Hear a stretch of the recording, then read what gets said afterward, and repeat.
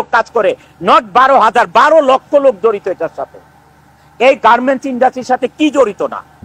Bank জড়িত, insurance জড়িত, mobile company জড়িত, হাড়ি পাতিল থেকে কাপড় চোপড় বানানো, বাসা ভাড়া, প্রত্যেকটা জিনিস জড়িত এটার সাথে। কি জড়িত নাই গার্মেন্টস ইন্ডাস্ট্রির সাথে? বাংলাদেশে 84% রেমিটেন্স আছে শুধু আরএমজিতে। 13% 14% আসে হচ্ছে আমাদের রেমিটেন্স যোদ্ধাদের থেকে। সারা বাংলাদেশের এক্সপোর্ট থেকে 2% আসে, 2%। মিডিয়া ভাই ও বোনেরা, আমাদের শ্রমিক ভাই বোনেরা, এই দেশে আপনারা কি করে খাবেন? আমাদের প্রধান উপদেষ্টা জনাব ডক্টর ইউনূস সাহেব 12%, 13%, 14% রেমিটেন্স আসার কারণে বাংলাদেশে এই রেমিটেন্স যোদ্ধাদেরকে যে সম্মান দিয়েছে, এয়ারপোর্টে আলাদা তাদের বাসস্থান করেছে যে তারা এসে রেস্ট করতে পারে, হোটেলের মতন করেছে, আত্মীয় স্বজন এসে থাকতে পারে, এয়ারপোর্টে তাদেরকে সার্ভিস দিতে হবে, এত ব্যবস্থা করেছে। যারা 84% বাংলাদেশে রেমিটেন্স আনে তাদের জন্য কি করেছে? আমি এইটা জোর হাতে রিকোয়েস্ট করছি আমাদের মাননীয় প্রধান উপদেষ্টার কাছে এবং যত উপদেষ্টা আছেন তাদের কাছে, আপনারা আমাদের জন্য কি করেছেন? যারা 84% রেমিটেন্স আনে বাংলাদেশে তাদের জন্য আপনারা কি করেছেন? গার্মেন্টস ইন্ডাস্ট্রি সচল রাখার জন্য কি করেছেন? আমরা সবাই আশা করেছিলাম যে ঈদের সময় অ্যাটলিস্ট একটা বেতন ব্যাংকে লোন দেওয়া হবে। যে শ্রমিক ভাই বোনদেরকে আমরা কি করতে হবে দেখেন, মার্চ মাসে ফেব্রুয়ারির বেতন দিতে হবে, বোনাস দিতে হবে, আবার মার্চ মাসের 50% বেতন দিতে হবে। একটা গার্মেন্টস মালিক কোত্থেকে পাবে এই 3টা জিনিস এক মাসে? এই 3টা জিনিস এক মাসে কোথায় পাবে একটা গার্মেন্টস মালিক? যারা 84% রেমিটেন্স এনে বাংলাদেশের অর্থনীতির চাকা সচল রাখে তাদের জন্য কি করেছে? গার্মেন্টস মালিকেরা মুখ চুপ বোঝে, মুখটা চুপ থেকে কি করতেছে? গার্মেন্টস গুলো, আরএমজি গুলো বন্ধ করে চলে যাচ্ছে। আপনারা একবার চিন্তা করেছেন যে আপনারা যে ইন্ডাস্ট্রি গুলো বন্ধ করে চলে যাচ্ছেন, এই দেশের অর্থনীতির অবস্থা কি হবে? এই দেশের কর্মসংস্থানের অবস্থা কি হবে? এই শ্রমিক লিডাররা কয়েকজন মিলে এই দেশে চালাতে পারবে না? তারা একজন একটা ইন্ডাস্ট্রি করতে পারবে? কিন্তু আপনারা কোনো পদক্ষেপ না নিয়ে কি করতেছেন? আপনারা গার্মেন্টস গুলো বন্ধ করে যার যার মতো হয়দার গ্রামে চলে যাচ্ছেন, অথবা আপনার গুলশান বনানীর বাসায় বসে থাকতেছেন, অথবা বিদেশের চলে যাচ্ছেন। What is this? এটা কিন্তু আমি অনন্ত জলিল এইটা না করে আজকে আমি প্রতিবাদ জানাচ্ছি যে না, বাংলাদেশে এই আরএমজি সেক্টর থাকতে হবে, না হলে এই দেশ চলার মতন কোনো ব্যবস্থা নাই। আপনি যে আজকে চাল কিনবেন, আমাদের দেশে যে চাল উৎপাদন হয়, গম উৎপাদন হয়, ডাল উৎপাদন হয়, সমস্ত কিছুর 50% মতন ইম্পোর্ট করতে হয়। ভাত খাবেন কোত্থেকে? ভাতটা খাবেন কোত্থেকে? গার্মেন্টসের ভাই বোনেরা, আপনারা বাজারে দিয়ে বাজার থেকে চাল কিনবেন, কোত্থেকে পাবেন আপনারা? এই চালটা পাবেন কোথায় আপনারা? এই চালটা ইম্পোর্টের, এটা ডলার ছাড়া ইম্পোর্ট করা যাবে না।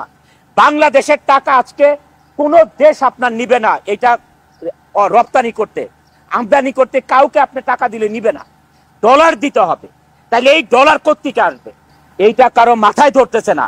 মনে করতেছে বাজারে যাচ্ছি আমরা, চাল ডাল আটা লবণ তেল মরিচ কিনে নিয়ে আসতেছি, আমরা সংসার চালাচ্ছি। নো, এটা সব কিছু গার্মেন্টসের টাকা দিয়ে হচ্ছে, আর এই রেমিটেন্স যোদ্ধাদের টাকা দিয়ে হচ্ছে, আর কারো টাকা দিয়ে হচ্ছে না। সারা বাংলাদেশের যত ব্যবসা আছে মাত্র 2% রেমিটেন্স আছে বাংলাদেশে, মাত্র 2%। এটা দিয়ে কে খাবেন? কয়শো লোককে খাওয়াবেন? 18 কোটি মানুষের দেশ, কয়শো লোক খাবে এই 2% দিয়ে? এই জিনিসটা বলার জন্য আজকে আমরা একত্রিত হয়েছি। আজকে এই শ্রমিকরা, আমাদের শ্রমিকরা, এই সন্ত্রাসী হাতে গোনা 150-200 লোকের জন্য আজকে তারা প্রতিবাদ জানিয়েছে। এই যে কবির হোসেন, ব্যক্তিগতভাবে আমি তাকে দেখিও নাই কোনোদিন, সাধারণ এই গার্মেন্টস ওয়ার্কারদের মতন সেও একজন গার্মেন্টস ওয়ার্কার। আজকে এখানে প্রতিনিধিত্ব করতেছে তাদেরকে নিয়ে, এই গার্মেন্টস ওয়ার্কারদেরকে ফুলিয়ে ফালিয়ে গার্মেন্টসকে ভাঙচুর করার জন্য, লুটপাট করার জন্য, অগ্নিসংযোগ করার জন্য। ওয়াই? তার ইন্টারেস্টটা কি? 11 তারিখে এই ঘটনার পরে 11 তারিখে এই ঘটনার পরে আমি আমাদের প্রশাসন থেকে বলা হয় যে স্যার এই ঘটনাটা ঘটাচ্ছে কবির। তখন আমি বলি ঠিক আছে তোমরা সবাই ওইখানে যাও, তাকে যে জিজ্ঞেস করো যে কবির হোসেন সাহেব আমরা আপনাদের কি ক্ষতি করেছি যে এই 12,000 লোকের কর্মসংস্থান ধ্বংস করে দিচ্ছেন। এইটা যা উনির অফিসে যে দেখে যারা এখানে ভাঙচুর মারামারি তাণ্ডব চালাইছে, কবির হোসেন তাদেরকে নিয়ে মিটিং করতেছে, তাদেরকে নিয়ে এই কবির হোসেন মিটিং করতেছে। তখন আমাদের লোক এটা ঘেরাও করে ফেলে। কবির হোসেন আর বেরোতে পারে না ওইখান থেকে। আমাদের লোক আর্মিকে তাড়াতাড়ি ফোন করে আসার জন্য, যে যারা এখানে তাণ্ডব চালাচ্ছে তারাই এখানে এই শ্রমিক লিডার কবির হোসেন তাদেরকে নিয়ে মিটিং করতেছে। তখন আর্মি যা যেতে যেতে কয়েকজন পালিয়ে দেয়, ওইখানে 3 জনকে অ্যারেস্ট করে কবির হোসেন সহ। পরের দিন 12 তারিখে বা 13 তারিখে, 12 তারিখ রাতে বা 13 তারিখে আমরা আবার কবির হোসেন সহ আরো 125 জনের নামে মামলা দায়ের করি যারা সন্ত্রাসী। তখন জেলখানার গেট থেকে যখন কবির হোসেন রিলিজ হয় 16 তারিখে জামিনে, তখন আবার পুলিশ তাকে অ্যারেস্ট করে নতুন মামলাতে। এবং আমি আপনাদের মাধ্যমে বলতে চাই বাংলাদেশটাকে অচল করার জন্য যারা এই নেতৃত্ব দিচ্ছেন তারা নিজেরাও জানেন না তারা কত ক্ষতি করছেন তাদের নিজেদের দেশের এবং মানুষের। আর এই যে শ্রমিক ভাই বোনেরা তাদের কথায় আনন্দ করে করে ফ্যাক্টরি ভাঙচুর করতেছে, অগ্নিসংযোগ করতেছে, কয়দিন পরে তারা কি খাবে তারা নিজেরাও জানে না। আমি গার্মেন্টস মালিক হিসাবে সেনা বাহিনী থেকে আমাকে অনেক সুনাম করেছে তারা, যে আপনি একজন গার্মেন্টস মালিক, যে আপনার ফ্যাক্টরিতে কিছু হলে আপনি আগে যান, যায় তাদের সাথে কথা বলেন, অন্য গার্মেন্টস মালিকদেরকে আমরা পাই না। আমাদের সাভারের যে জিওসি মহোদয় আছেন উনি এত কোঅপারেটিভ, ওনার বলিষ্ঠ নেতৃত্ব, উনি ওই দিন রাতেই মানে 8টা আর্মির গাড়ি নিয়ে ইয়ে করেন, এই সাভার ক্যাম্পে যে আছেন আমাদের হেমায়তপুর ক্যাম্পের ট্যানারিতে আছেন লেফটেন্যান্ট কর্নেল, ওইখানে মেজর সাহেব আছেন, ওনারা সবাই এত কোঅপারেটিভ, ওই দিনই এটাকে নির্মূল করার জন্য অভিযান চালাতে থাকে। ওই দিন চালায়, তারপরে 11 তারিখ রাতে, 12 তারিখ, 13 তারিখ প্রতিদিন রাতেই তারা অভিযান চালাচ্ছে তাদেরকে ধরার জন্য। ইভেন দো আমাদের সাভার থানার যে এডিশনাল এসপি আছেন উনি এত কোঅপারেটিভ, উনি সারাক্ষণ পুলিশকে দিয়ে এদেরকে অ্যারেস্ট করার জন্য ব্যবস্থা নিচ্ছেন। ওসি সাহেব আছেন উনি অ্যারেস্ট করার ব্যবস্থা নিচ্ছেন।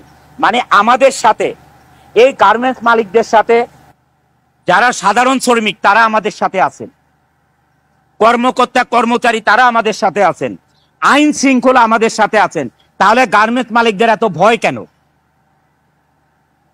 মিডিয়া ভাই বোনেরা সত্যতা তুলে ধরার জন্য আমাদের সাথে আছেন, তাহলে গার্মেন্টস মালিকদের এত ভয় কেন?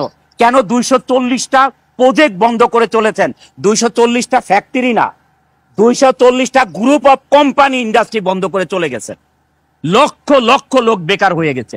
এই লক্ষ লক্ষ লোক বেকার হওয়াতে বাংলাদেশে এখন আপনাদের ছিনতাই বেড়ে গেছে, সন্ত্রাসী বেড়ে গেছে। এই যদি আমার ইন্ডাস্ট্রি এখানে বন্ধ হয়ে যায়, এই 12,000 লোকের কত লোক এখানে সন্ত্রাসী হয়ে যাবে কল্পনা করতে পারবেন না। মানুষের জীবন চালাতে পারবে না, এখানে লুটপাট শুরু করবে, দিনে দুপুরে দেখা যাবে ডাকাতি শুরু করে দিছে। যখন মানুষের কাজ থাকবে না, ক্ষুধা থাকবে, তখন